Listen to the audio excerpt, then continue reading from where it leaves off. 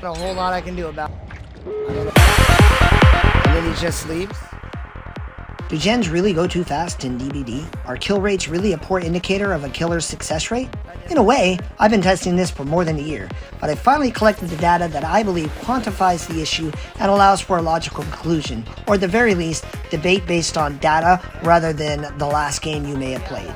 Hello everyone, this is StickMC, and today we're putting together all the evidence I've been collecting for all this time to see if we can find an answer or at least base our belief on true data.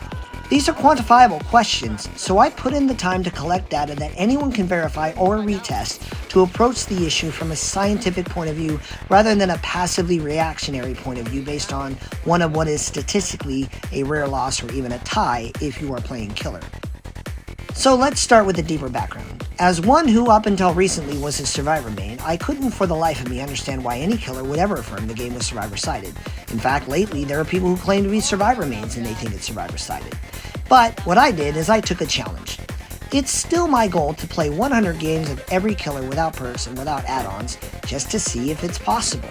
I've been doing this since I did it with Trapper back in 2023, and to date, I played 9 killers, meaning I played 900 games plus without any perks or add-ons. And that's not including the random games I played just to get some variety in my life. Was gen speed a problem? Well, over all that time, in those specific 900 games, all 5 generators were only completed 60% of the time. Now, one may argue that this is evidence in support of generators being a problem, but that would assume that all the games that gens were done were games where I lost, and that's not the case. Of the 60% of the time that gens were done, again, in games with no perks or add-ons, I only lost 54% of those games. So, I lost 54% of 60% of the time, which is 32%. I've only lost 32% of 900 games. Can gen speed really be an issue if I only lose 32% of the time? In fact, across more than a year of games where I featured 9 killers without perks or add-ons, I had a kill rate of 60% and a win rate of 52%. More on that in a minute, but the point is I killed a lot of survivors and I won a lot of games, even without perks or add-ons. But a year is a long time in DBD, so this year I started tracking my games without perks and add-ons regardless of who I was playing. So instead of just focusing on whatever killer I was maining at the time, I included all the data from all my killers starting from the anniversary chapter of Dead by Daylight. This included my games with Clown without perks and without add-ons. Clown was the most recent killer I played with, but it also included all the other killers I played in random games. So, this year of Dead by Daylight, the gens only got done 49% of the time against me, and I only lose 52% of those games. Now this is based on more than 490 games without perks and without add-ons since the anniversary chapter launched. The gens get done just about half the time, and that only gives survivors a 50-50 shot at beating me. So one more time, 50% of the time, the survivors have a 50-50 chance of beating me. So I don't understand how generators can be a problem. In fact, this year alone, my kill rate is 65% without perks and without add-ons, and my win rate is 61%. Now I'm going to come back to kill rates later, but right now I'm just focusing on success rate, or wins and losses and how many survivors die.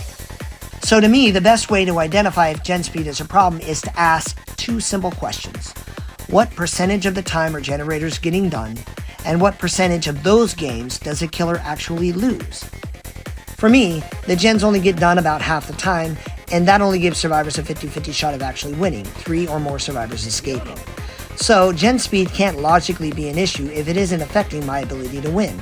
I win 61% of my games this year, which is 10% better than my average over the last 2 years, and that's still without perks and without add-ons. So a brief note. Lately, I've been having a lot of discussions on what a win is and what a loss is, and I've learned that some people, they play by like house rules. They're like, well, this is what I say a win is. You have a right to say whatever you think a win is. But if you go to the DBD wiki and look at the actual code, you will see that a win is 3 kills or more, and a loss is 1 kill or less, and 2 survivors killed is a draw. Dead by Daylight doesn't take MMR points, and it doesn't award MMR points. It's just how the code works. So I'm going to align my point with the way the game awards wins and losses. If you feel a 4K is a win, I'm not trying to be rude, but you can stop listening. We're not talking with the same rule book, so you're never going to believe what I'm saying. But if you're just curious to the data based on what I'm giving, at least now you can listen to it, understanding the frame of reference I am using. So now that I've established that, the next challenge that I get when I talk about this is the challenge question of, well, what's your MMR? MMR is based on kill rate, and my kill rate is over 60%, regardless of whether you're just looking at since the anniversary chapter or over the entire time I've been doing this challenge. My win rate is also above 50% in either case, and above 60% so far this year. But none of that data matters to anyone, because they're looking at their games and basing their opinions on their experience, which I can respect. So, as any good scientist would, I looked at their data. I looked at 3 full days of killer games for True Talent, Otzdarva, Hens, Reoxium, and Otofu. I was looking to see just how often the survivors they face got the gens done, and then I went on to see how many of the games where that happened actually ended in a loss for the killer. Maybe at their MMR or in their gameplay, the gems are flying too often and they are unable to win. I started with True, and that's because he typically affirms that gen speed is a problem. I don't have any problem with True Talent as a human being or any of that. He affirms that gen speed is a problem, and I disagree with that affirmation, and that kind of inspired me to look at this from a statistical data percentage. Rather than say, no it's not, or you're stupid, I'm saying, well, let's look at how often the gens get done and how long it takes to get them done, and whether or not you lose when they are done. I don't have it out for True in any way. I actually tried to do a video like this before, didn't get a lot of views, and even then my goal was, this is the data that leads me to disagree with your statement. But I decided to do the experiment again with more data sets to work from more people, because my issue isn't with the person. I'm truly trying to quantify the question to come to a logical conclusion based on evidence rather than experience. I disagree with the assertion that gens go too fast and kill rates don't matter. So I'm using data to help me either change my mind or affirm what I believe.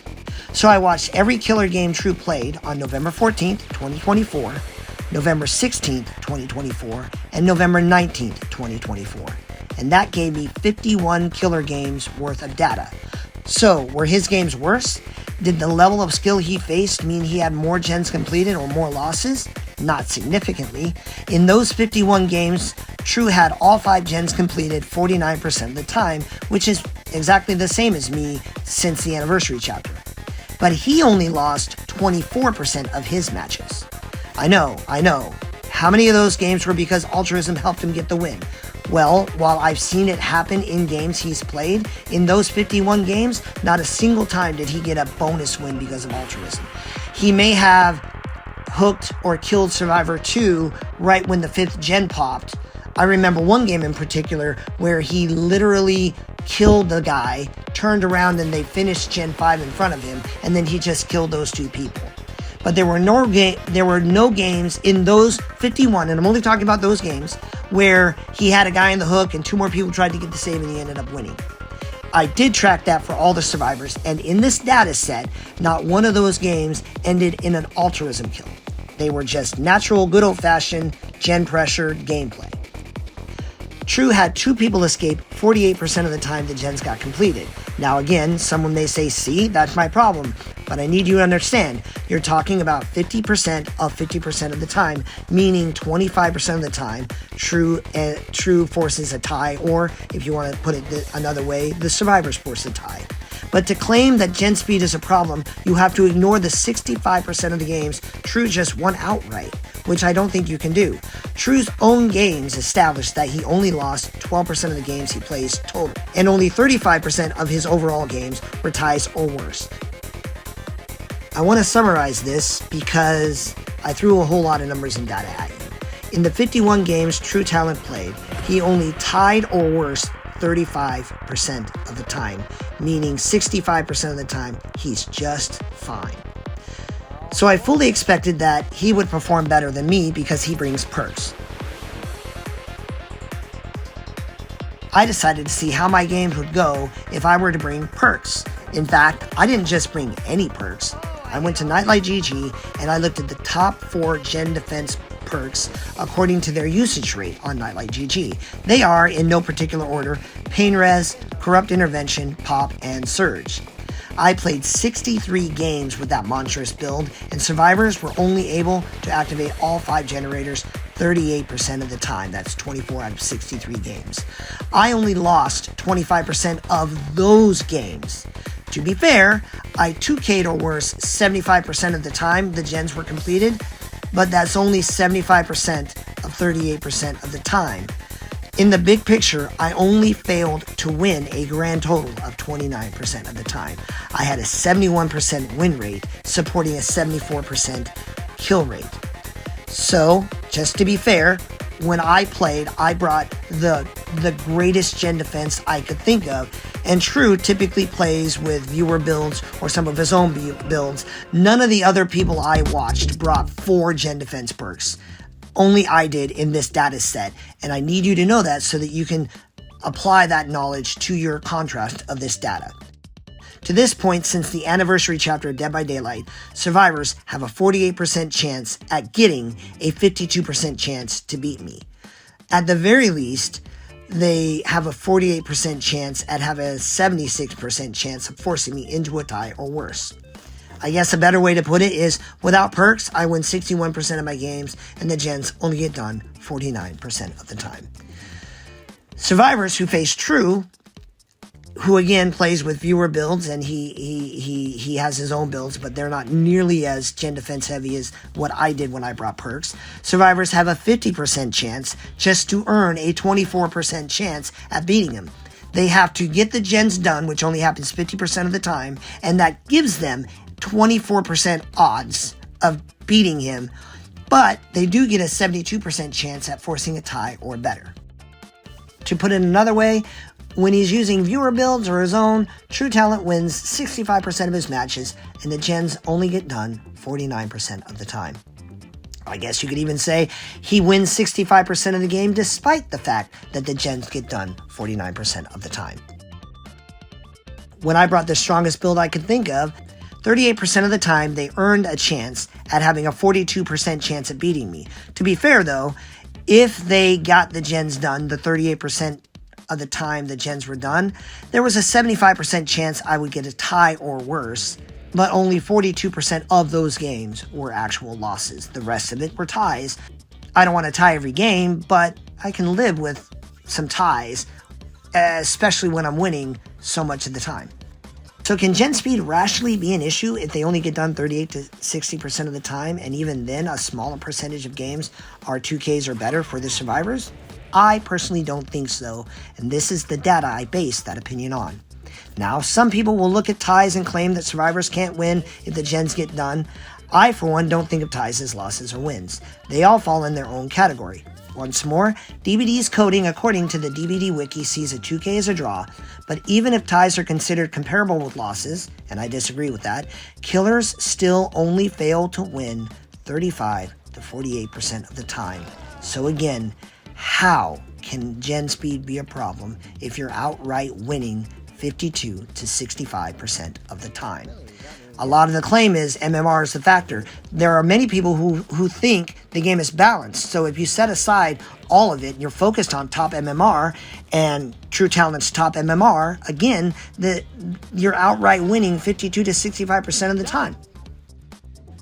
But rather than just leave it at a comparison of my data against True's data, which is in relative alignment either way because our data is similar, I decided to expand my search, and that's why I brought in those other streamers. Some might argue that the gens getting done half the time is indeed a problem. I don't see a world where gen speed is a problem since killers are guaranteed at least a 50% chance of winning, unless they don't bring perks, when they're only guaranteed to win 40% of the games and somehow have to find a way to win the other 10%. But maybe there's a content creator out there who has more of a problem. So I thought I'd look at Otzdarva's games. I thought his data might align with True's, I was wrong. I was so very, very wrong. I watched Otzdarva play every single killer game on November 11th, 2024, November 10th, 2024, and November 6th, 2024, which gave me a grand total of 30 games of data. I watched all of those games, and the gens only got finished 13% of the time. They were only finished 4 out of 30 games, and he did not lose a single game. In fact, the one blemish on his perfect record was one literal tie. And all that means literally 25% of 13% of the time, a whopping 2 survivors escape one game. And at that point, they just put that on their ComDBD resume and they should just get a t-shirt saying, I got the gens done against Otzdarva. Also, he almost always let the last person escape. And that's significant because his win rate of 97% is actually higher than his kill rate of 79% because he straight up stops playing almost always. I remember one game where he killed a survivor off the top of my head, but most games he just let the third person go. So I wouldn't have been shocked if his win rate was about 65 to 70%, but this data gave me pause because his numbers are so different. I was forced to challenge my thoughts. If he wins 97% of his games, and True and I only win 65% of our games, what's different? So there's a tangent here. Some are going to argue, well, True's competition's tougher. He's facing better players. And that's a feasible theory. If True is facing the best of the best of the best, they would naturally get the gens done more often and get 2 people out or win more often. And I want to emphasize that's a viable theory. Other people are going to be like, well, you see, this is evidence that True just isn't as good as Otzdarva and this and that. I don't want to get into that nonsense. This isn't really about who's better than the other. It's about how often do the gens get done, regardless of what's up. I think anyone will agree that True is great and Otz is great and whatever their MMR is, it's super, super high. But what matters is survivors have a best case scenario of getting the gens done 50% of the time. To look into more data, I'm actually going to do another scientific experiment where I time the amount of time it takes killers to get survivors on the hook just to see kind of if there's a difference there. But that's for a future video. Right now, what I've established is 50% of the time isn't the average, it's the best case scenario. One more time. The best case scenario for survivors facing me, True, or Otzdarva is 50% of the time they get the gens done. And they still don't win all of those games. They usually tie, but that means 50% of the time the survivors are going to be able to force a 2K and maybe get out. So again, gen speed can't be the problem if they only get done half the time at best. And if you face Otzdarva and get the gens done, you already have something to brag about because it only happens 13% of the time. And before you ask, no, he did not have a single altruism kill. In 3 out of the 4 games the gens got done, the survivors basically just killed themselves getting that last gen done before Otz found whoever finished that gen and killed him. He always had 1 to 3 gen defense perks, but he never brought anything close to the build that I used. One more time, in all of his games, he brought 1 to 3 gen defense perks, but never 4. So, this left me with a dilemma. Is Otz the exception? Is he either facing survivors who are that bad, as some might say, or as others would argue, is he just that amazing? Well, that's why I looked at 3 other streamers. The next streamer I looked at was Hens. I looked at all of his killer games played on November 10th, 2024, November 15th, 2024, and November 17th, 2024. It's important to note something here because those last 2 days, Hens was working on a challenge where every time survivors got a certain number of gens done, he brought fewer perks into the game. Even with that in consideration, he played 42 games and I used that data. So which was it? Was his data more in line with my data and True's data, or was he more in line with Otz? Even with the challenge where he was bringing in fewer perks on multiple games, his data was still much more in line with Otz. Even though he played an amazing 82% of his games with 0 gen defense, he still only had the generators completed 21% of the time. That's 9 out of 42 games. It's interesting to note that he actually lost 55% of the games those gens got finished. So the gens hardly got done, but if you're playing hens and you managed to get the gens done, you probably got out. But for those of you keeping the score at home, you're only talking about 55% of 21% of the time, which in all of the games is 11% of the time. Overall, he had an 86% win rate, and despite the lack of gen defense, still had a higher win rate than his kill rate, which was 84%. So that means we have 2 people where the gens get done about half the time, and 2 people where the gens only get done about 20% of the time. So rather than call it a day, I decided to start looking at other content creators in an effort to see where the consistency would come from, which happens more often. So I headed over to Reaxium's channel. I watched all of her games on November 8th, 2024, November 11th, 2024, and November 5th, 2024. And that gave me 29 games of data. I kid you not. You can look at the games yourself. The gens only got done 2 out of 29 games, which is a measly 7% of the time. She only had 1 tie, and the other time the gens got done, it was a 4K, and there were no altruism kills. She played 17% of her games without any gen defense. So the next streamer I looked at was Otofu. I watched all of his killer games on November 10th, 2024, November 18th, 2024, and November 19th, 2024. Of course, it was just my luck that I'm trying to do this data research and he's working on an escape streak with several other streamers. So I only had 23 games of data to work with, but I took what I could get. Players against Tofu got the gens done 22% of the time. Like with hens, survivors who managed to fall into that 22% usually got out. Tofu lost 60% of the games the gens got done, but again, we're only talking about 60% of 22% of the time. That's 3 out of 23 games. He still had a win rate of 83% and a kill rate of 77%. I promise I'll talk about those killer rates later on in the video. But let's look at how often those gens got done. First, I want to talk about the killers where there was more success. When the gens are done less often, they have a higher success rate. So it's kind of like a trade. Sure, they lose more often, but the risk of loss is so much lower to begin with. So I still don't see it as a problem, because if I'm only going to have the gens done 22% of the time, I got a win rate of 78%. What do I care? To look at it holistically, the generators got done most often in games against me when I wasn't running any perks or add-ons over 900 games across 9 killers. And that makes a lot of sense because it's me and I'm playing without perks and without add-ons. So that's the best case scenario of the gens getting done 60% of the time and the survivors only winning 54% of those games. So I want to stress this. This is over more than a year since my first game with Trapper all the way up to my last game with Clown and all the randoms that I might attract. Is that a lot? Sure, but that includes games where I just started playing, Killer seriously.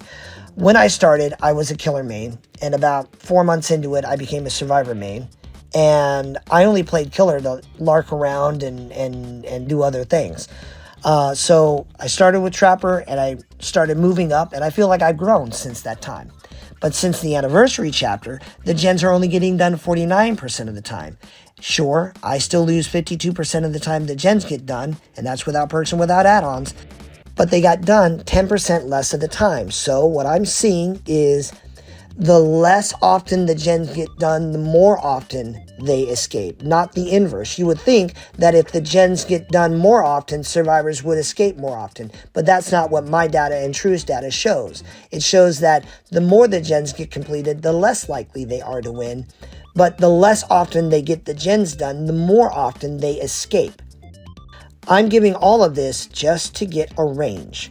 Survivors got the gens done a measly 7% of the time to a maximum of 60% of the time if the killer, for some reason, decides not to bring any perks or any add-ons.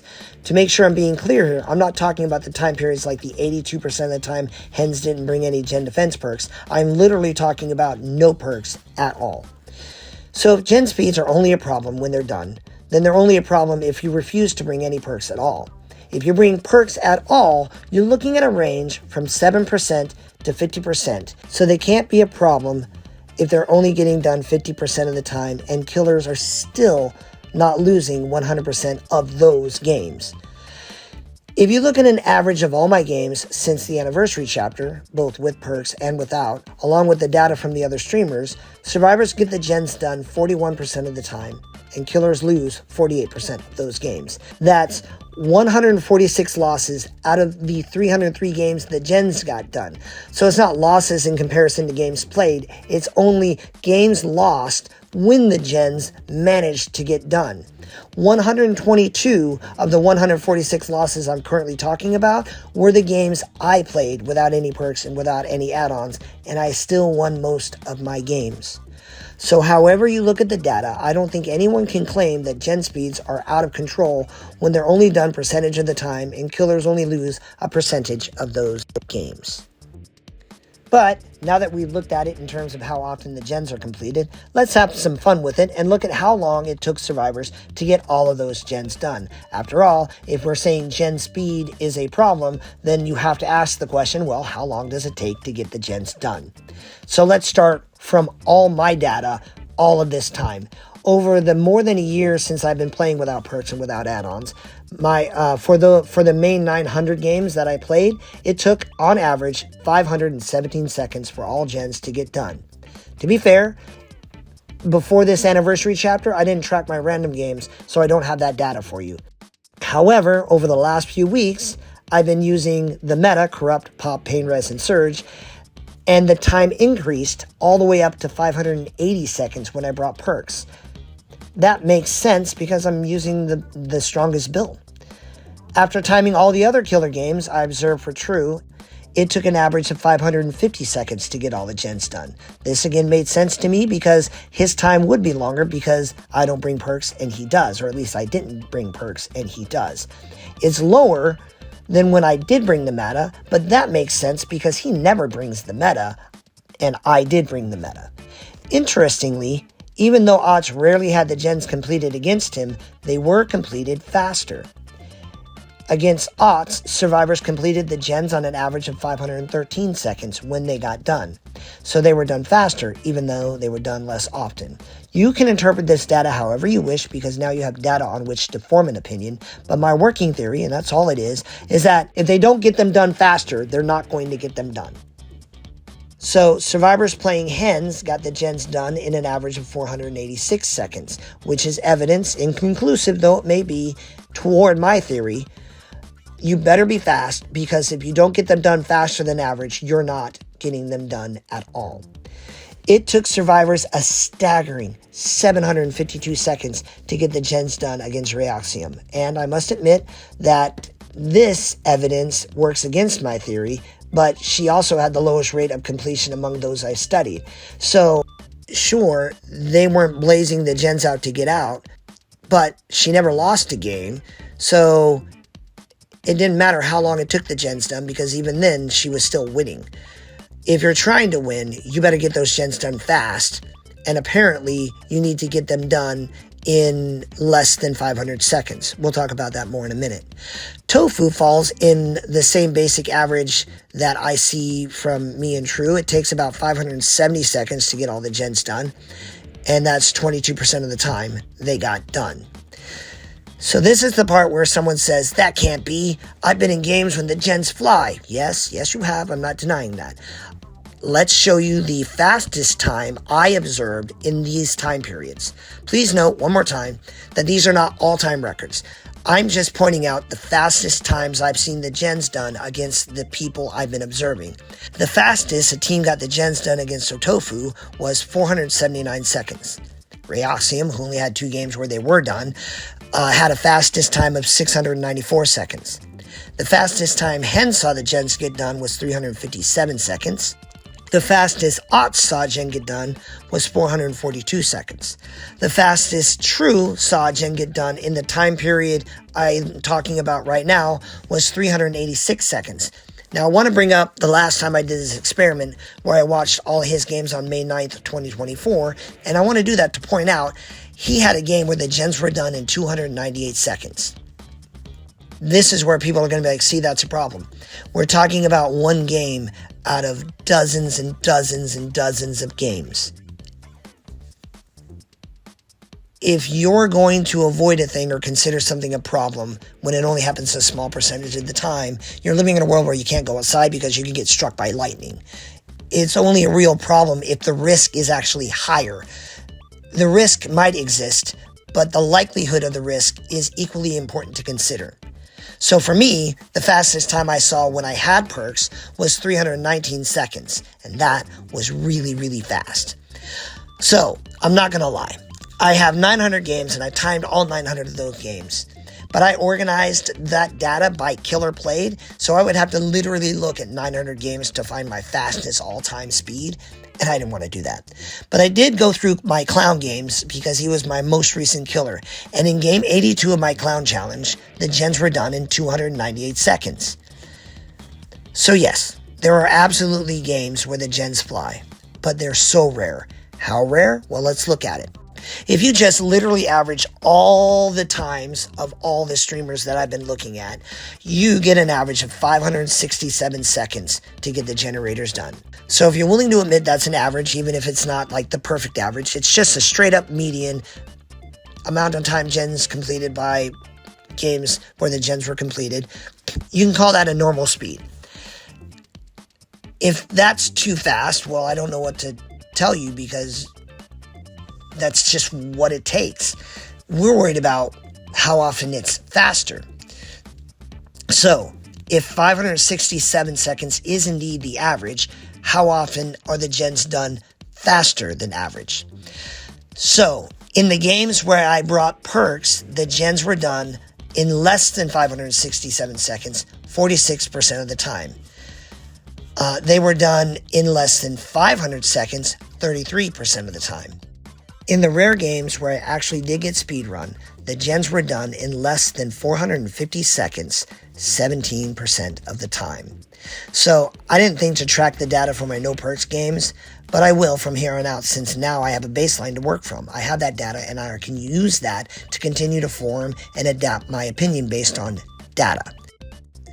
Against True, the gens were done less than 567 seconds, 64% of the time. They were done in less than 500 seconds, 60% of the time. And the gens blazed by in less than 450 seconds, 28% of the time. Against Otz, the gens were done in faster than 567 seconds, 75% of the time. For context, that's 3 out of the 4 games they all got done.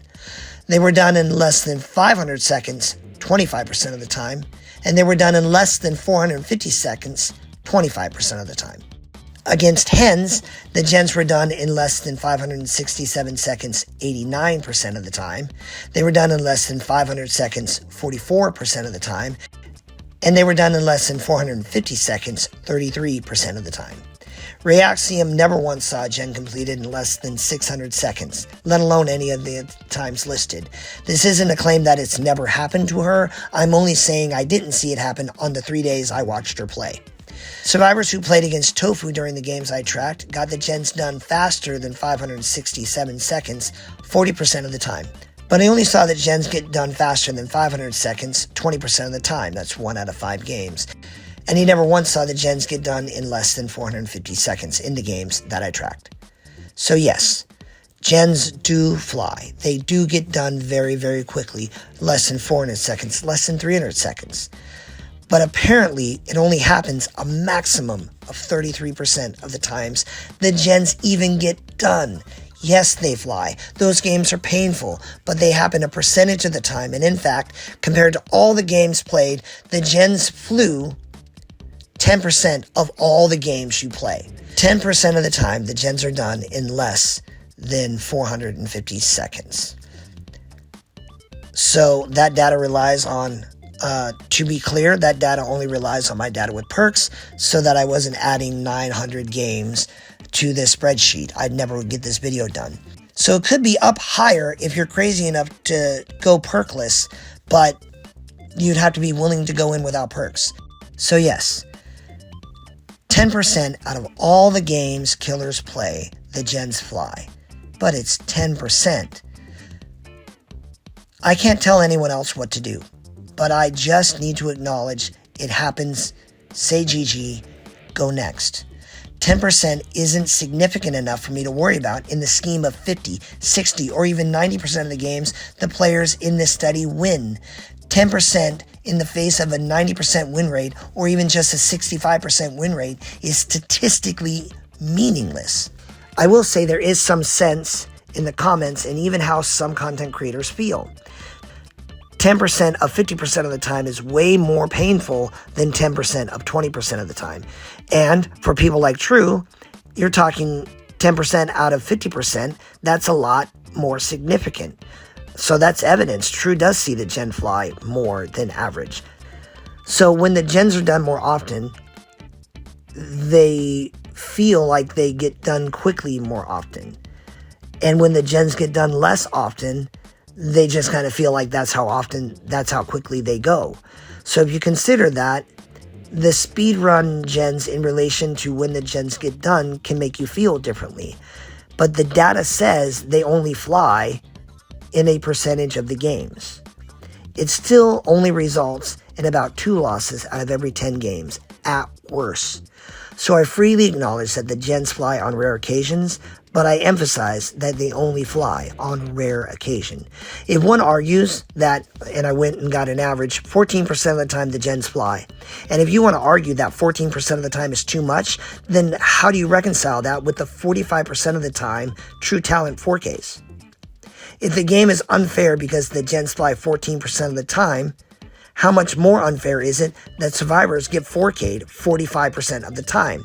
One may argue, well, I earned those 4Ks. Well, considering survivors only get the gens done at best 50% of the time, I'd say that they earn those speedruns. I admit that's just me, but I don't think one can rationally say 14% of the time is a problem, but 45% of the time is good.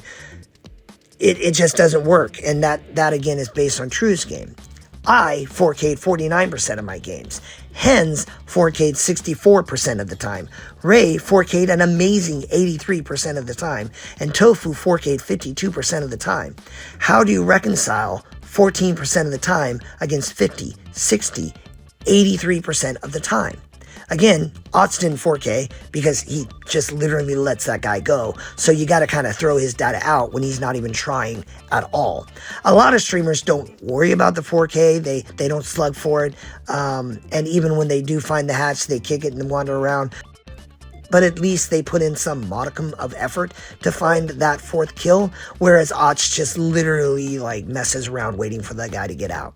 My point is that these killers 4K'd hundreds of percent of the time more than the generators fly.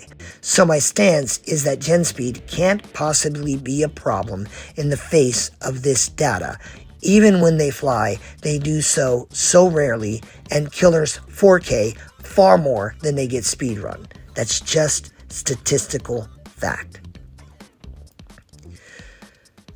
So the next subject I wanted to take on was the question of kill rates. Do kill rates purposefully belie the success rate of killers? Does a high kill rate not really mean a high win rate? That comment is what drew me to study it, so let's look at it. To be fair, there is probably some mathematical way to show that it is possible to have a high kill rate but a low win rate. But I'm not worried about math that could be true. I'm worried about what actually happens in actual games. So to start, I went to Nightlight GG's stats and compared every killer's kill rate to their own win rate, 3K or better. A brief note, there are a lot of people out there who insist that a 4K is a win and anything else is a loss. You have a right to that opinion, but again, the DBD code says you win if you get 3 kills or more, and I'm going to go in accordance to the rules of the game we are currently debating. They take points for a 1K or worse, and they award a draw for a 2K. So that is what I'm going to base my data on.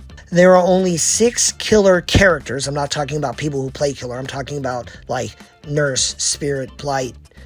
Only 6 killers have a win rate that is 8% less than their kill rate. And only one of those 6 was more than 10% lower. That was 10.21%. So we're not talking 50, 60. The worst differential between kill rate and win rate was 10.21%. So that is a very reliable piece of data. If you look at a kill rate across all MMRs and subtract 8 to 10%, you are going to have a very good idea on their win rate. And that's a worst case scenario, not a best case scenario. My win rate when I brought a full build is only 2.38% lower than my kill rate. Again, that's when I bring a build, not without perks or add-ons. True's win rate is only 8.33% lower than his kill rate. Henz's kill rate and win rate are actually identical. Otz, Ray, and Otofu all had win rates that were actually higher than their kill rates. So again, if you look at a kill rate, the worst it's going to be is 10.21% lower than the actual kill rate. So the idea that a win rate could be so much lower than a kill rate might be mathematically possible, but the reality of how the games play out is that the kill rates and win rates are usually within 8% and almost always within 10%. So someone might look at this data and be like, see, most of the killers have like a 50-something% kill rate, so they lose like more than they win. That's statistically false. One might point out that killers with a 50% win rate might not win 50% of their games, and they're not wrong. They're just not saying all the truth. Of the 37 active killers in Dead by Daylight, and again, I'm talking about the characters, not people who play killer. That's a different argument that I've been having.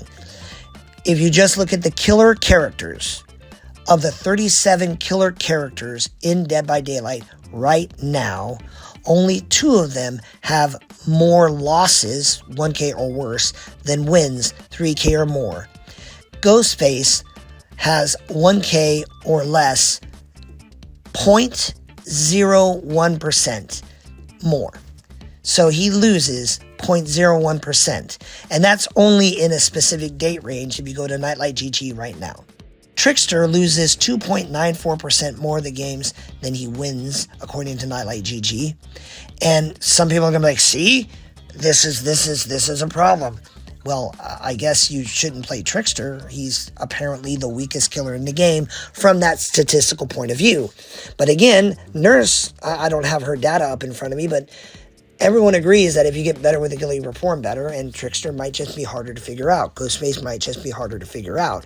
This is not a measurement of the actual humans playing the game and their ability to win. It's just a statistical measurement of how each character is performing. So you can use it as an estimate, but you can only use it as an estimate, and the estimates say unless you play Ghostface or Trickster, you're going to win more than you lose. And if you play Ghostface or Trickster, you might want to get a little sweaty because they're apparently a little harder to win with. Literally 3%. But even if you look at Ghostface and Trickster, what's true is that every single killer, all of them, they 2K or better more than they 1K or worse. Ghostface, if you're curious, based on the last time I looked on Nightlight GG, right before filming this, Ghostface ties 12.61% of his games, and Trickster ties 14.12% of the time. Killer characters, regardless of which one you choose, kill at a minimum 11.18% more survivors than those who escape. That is statistical fact. So again, I understand that there are those who only care about 4Ks, but if you want a 4K every game, I don't really know what to tell you. My point is, every killer character in the game, 2Ks or better, more than they 1K or worse. And in the time it took me to write this script, it's very possible a Ghostface and Trickster each got a 4K and invalidated this tangent. So that's it. The data is here. I give it to you, and I give you the right to make whatever inferences off that data you want. I just want and ask that you please make your inferences off real data taking over a long period of time, rather than that last game you played where you got beat by a 4-man sweat squad. Another argument might be to try to invalidate the data by explaining why. I get that a lot. Well, that's only because, and that's only because. And you know what? Understanding why a thing happens is indeed important. But the reason why the data is there doesn't eliminate the data. The reason why the gens don't get done, the reason why killers win more than they lose, might explain the phenomenon, but it doesn't disprove and it doesn't exclude the phenomenon. I affirm my personal stance is that gen speed isn't a problem because they only get done half the time at best, and killers still are competitive when that happens. I also affirm that kill rates are a reasonable estimate for win rates. Just subtract 10 and you're good. Some are even higher, but there's no evidence of a high kill rate being invalidated by some substantially lower win rate, like 60% kill rates, meaning a 20% win rate. That's not happened in any of the data that I've researched. I also affirm that this proves DBD is quantifiably killer-sided. At the low MMR, it's probably closer to balanced, but those who claim that high MMR matches are somehow more unfair to killers need to take a serious look at this data, because all of these streamers win 65% or more of their matches, so I can't rationally accept a game is survivor-sided at high MMR when the killers win more at high MMR. Again, you might try to explain why, but why not just say, because those guys are awesome? A lot of times I see people argue, oh, well, it's because survivors are bad, and sure, they are. Or it's because of this, but why not give them their due? But why not say, because those guys are awesome and they have a lot of experience, and it takes a 4-man sweat squad with all the best items and add-ons to beat them, and that only happens about 10% of the time. Those are my assertions. A lot of times people want to use data to diminish other people. Well, it's because this, or it's because of that. Why not just give people the respect they're due and acknowledge that they're winning at a high MMR at a higher rate because they're just that darn good? Again, those are my opinions, and my opinions are formed by facts taken from real players in real games. You can track your own data. You can track their data. You can go back and look. Now, on Twitch, the games go away after a certain amount of time, which is why I'm trying so hard to get this video done. But you can always just track the next game you play or track the next 10 games you play and see for yourself, because I form my opinions based on facts that I'm looking at actual games over time. And you can have whatever opinion you want, but instead of insulting a guy making a claim, why not just say, I'm looking at your data, but I'm looking at this data, or this data aligns with what you're saying, but this data conflicts with what you're saying. Just please base your opinions on games over time rather than that one bad game you may have just played. Thanks a lot. I hope you've enjoyed, and I'll see you in the next video.